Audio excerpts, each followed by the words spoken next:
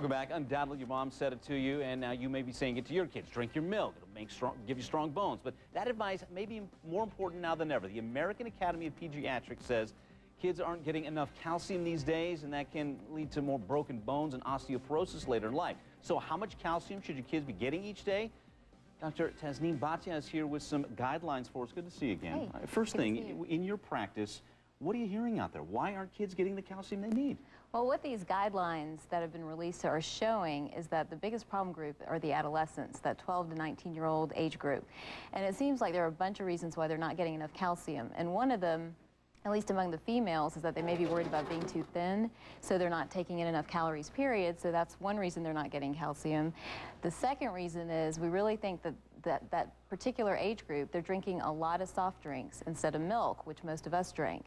So that's another reason why they're not getting enough calcium. And finally, I think the most kind of interesting factor is that teenagers often copy what their parents do.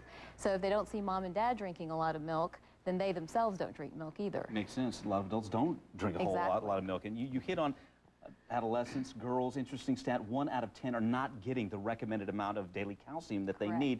Tell us how much. Give us some, I know we're going to show everyone some numbers out there, some milligrams. Give it to us in servings. Make it easy for us to understand. With each age group, how much we need. Okay, well, let's start with the 4 to 8-year-old age group. Those kids need about 3 servings, about three servings a day, 8 ounces of milk, and they can substitute that with yogurt or cheese, but that's sort of a minimum requirement to get their daily amount of calcium every day. If you go on to the adolescents, they need more. They actually need 4 servings a day of an 8 to 10 ounce glass of milk, which they can also substitute with yogurt or cheese, but they actually have a higher calcium requirement than all the other groups of children, which is surprising to a lot of parents. So you mentioned, obviously, milk, yogurt, cheese. Those are easy ones that we all know. What are some other ways we can get calcium? That's a good question. There are calcium-fortified juices that are helpful. The green leafy vegetables also are very good sources of calcium, but it gets a little bit tricky because some of them have a lot of oxalates, which actually decrease your absorption of calcium. So things like broccoli and collard greens are good, but spinach is not so good.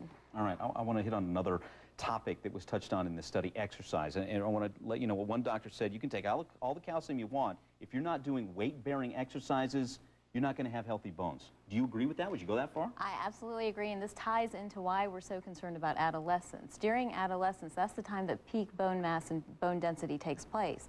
So if you're not getting enough calcium, or you're not participating in weight-bearing exercise, you're not going to build up the bone density needed to protect you later in life from things like osteoporosis or fractures that you'll face as an adult. So that's why weight-bearing exercise for the adolescents in particular is very important. And that could be anything: basketball, football, running, some of the basics. Exactly. That would cover that. Exactly. We've hit a lot on adolescents. Let's backtrack a little bit and go to the little ones. Are you hearing it all from parents who may be steering clear of milk? They're afraid of antibiotics, hormones in the cow, and basically making their little girl mature faster than they like. Is that a concern? That is a growing concern. Originally, we didn't really hear a lot about that, but now we do have a lot more questions from parents saying, should we be giving them a particular type of milk? Should we be substituting calcium-fortified milk or our basic cow's milk with soy milk instead?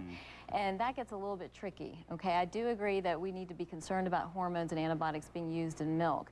The problem with soy milk, however, is that it does not help with calcium absorption. It actually helps you excrete a lot more calcium. So that, in turn, becomes a problem, too. All right. So much to study here, but a very interesting study in itself, and we thank you for shedding some light on it for us. Thanks for having me. Thanks for having me.